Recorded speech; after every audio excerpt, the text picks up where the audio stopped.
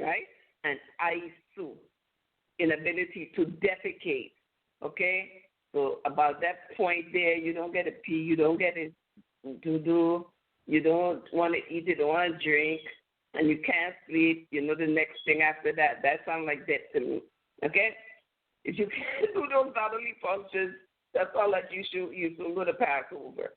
So there's a scholar, the one Jegede, he wrote that there's an interaction process between these variables in which one activity leads to the other. Okay. So, but a breakdown of the interaction would lead to social disorder. You listen? Okay. Okay. So the those quote unquote, I'm keep rubbing it in so y'all can honestly understand. When you start listening to people talking bulubaka, nakasaka, you don't want to hear none of that. Okay? Okay? Okay? That's short for bullshit. You have people talking stuff and you don't want to hear none of that. Like one young lady told me, she said somebody invited her to a page, and when she got to the page, all she saw was like posts bashing me. She said she just gently bowed out. She just like, no, that's not for me. See that lady? She has a good head. Her head is working.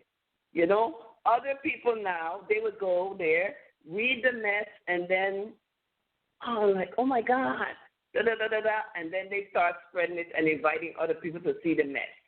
Okay?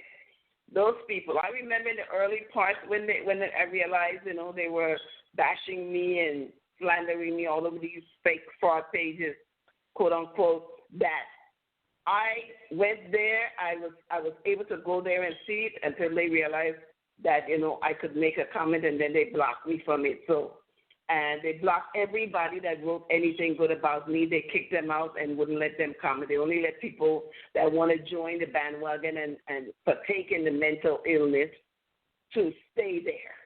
Okay?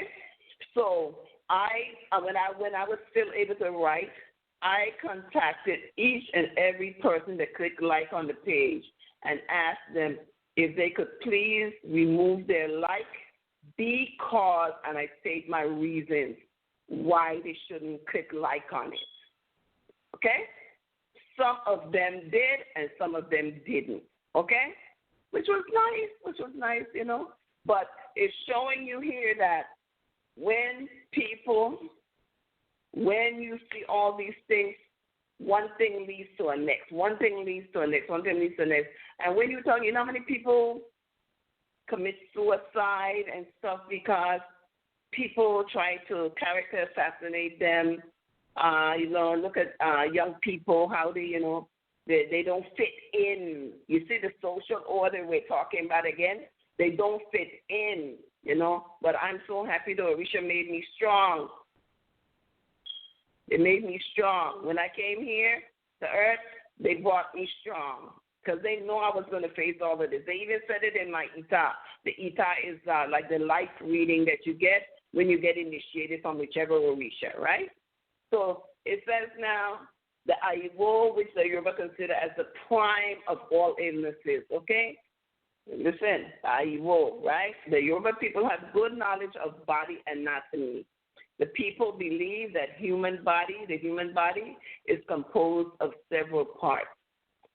The Ori, which is the head, O-R-I, the Oju, the I, E-Y-E, the Apa, A-P-A, the hand, the Apa is the hand, and the Ese, the leg, E-S-E, and the Eti, E-T-I, which is the ear, the Imu, which is the nose, the Enu, the mouth, etc., etc.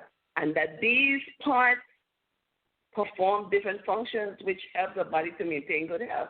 We all know that. If they ain't cooperating together, then, you know, your ass is grass, you will go and demise. All the functions, you know, you can't sleep, you can't eat, you can't defecate, you can't urinate. You understand? You know, you about to lock your whole body down. You think your brain is going to function like that? Your brain is not going to function. So on the other hand, Weary, as both social and psychological morbidity, is also considered as a problem of perception, hope, and reality. Okay? Therefore, the state of disequilibrium between the three thus leads to mental disorder, which informants refer to as weary. So the weary is classified into three categories. Weary amuturonwa, which is mental illness that one is born with. Okay?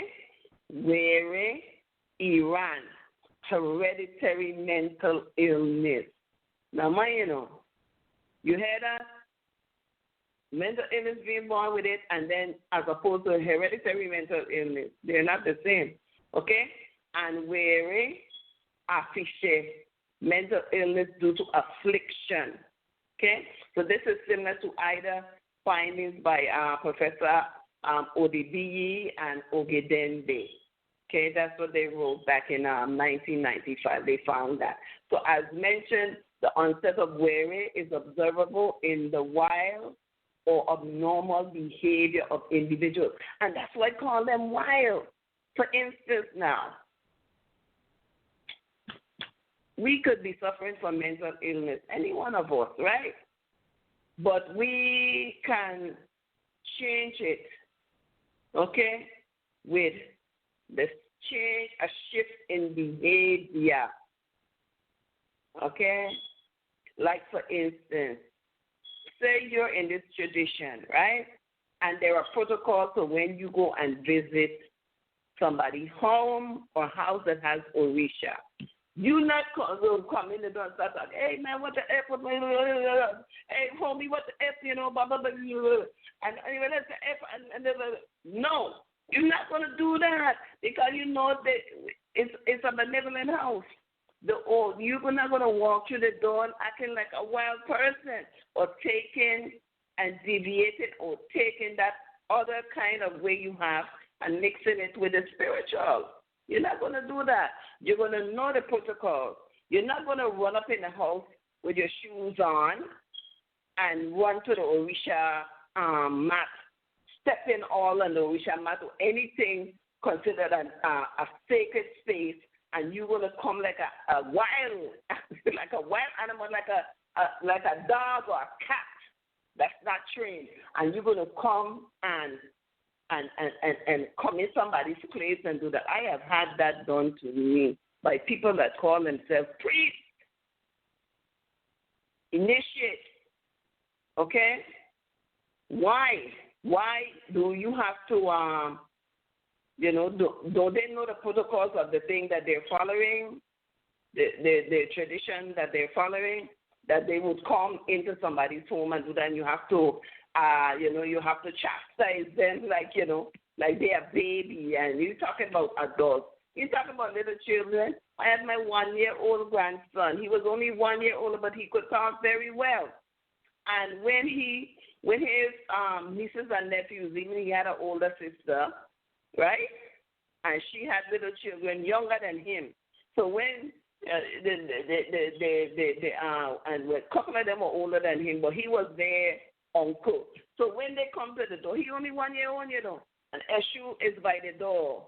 And Eshu is the deity, is considered childlike, love children and this and that. And Eshu, people like to give offerings of candies and things to Eshu. So they see the candy there.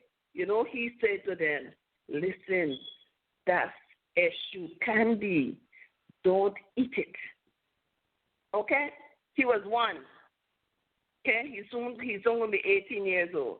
Okay? At 1 year old, he knew to tell his little, the ones that young like him, don't eat that. Okay? Now we got adults compared to a little child like that, going to run up with their character, wild. Okay? And run up in your place like they come to a fun house, and like you and them being friends from back in the day when you were talk with them or something, and they're gonna bring the talk mentality right in your house, but they call themselves a priest. You see what I mean? So all of this deviating from what is supposed to be the norm of something is what exhibits mental illness in people. Okay? So I would appreciate more better, and they would have gotten, instead of that, ended up with that FU that I gave those quote-unquote scholarly people, Baba Iya from Nigeria, that was trying to do whatever, you know. They could have deviated. It wouldn't have resulted like that for me having enough of them talking to me any kind of way and all this kind of thing. They could have deviated from getting that if they had only inboxed me and said, we would like to speak to you because blah, blah, blah, blah. We heard blah, blah, blah, and this and this and that.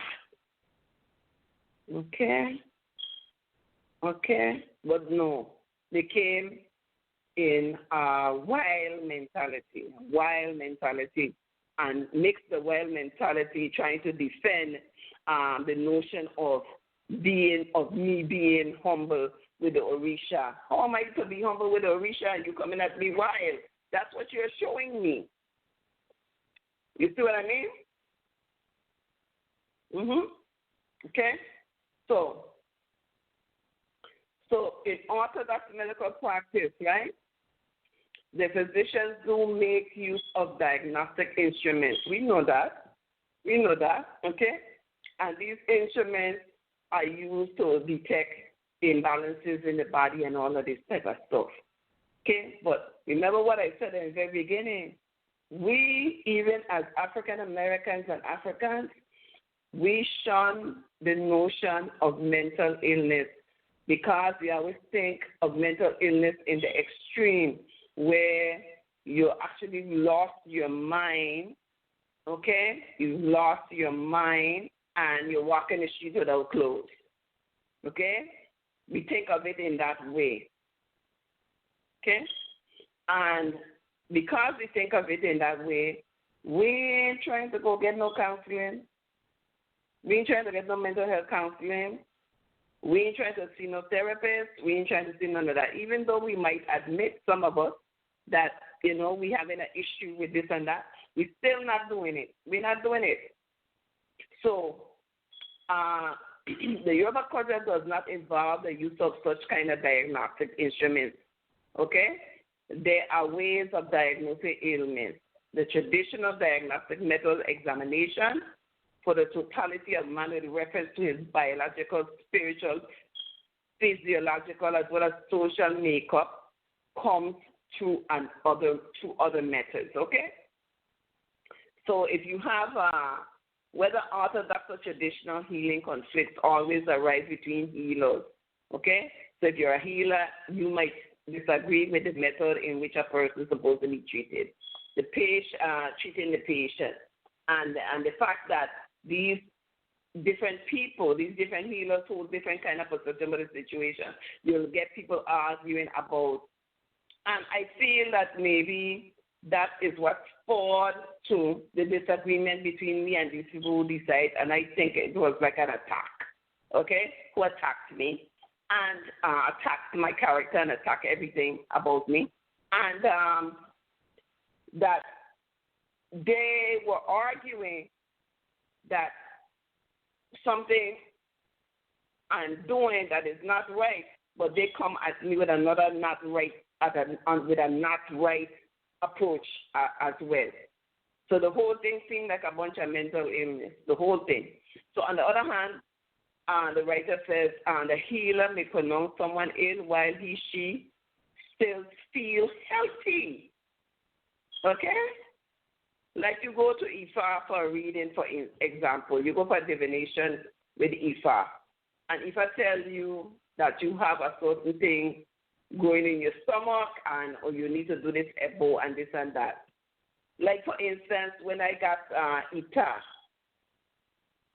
I was told that I have two small cysts, one underneath my right breast and the other one was on by my ovary, right, on my right side. And, of course, then I went to the doctor and he had nothing, right? Right? How about years later, the doctor find the two spot right in the same areas where the spirit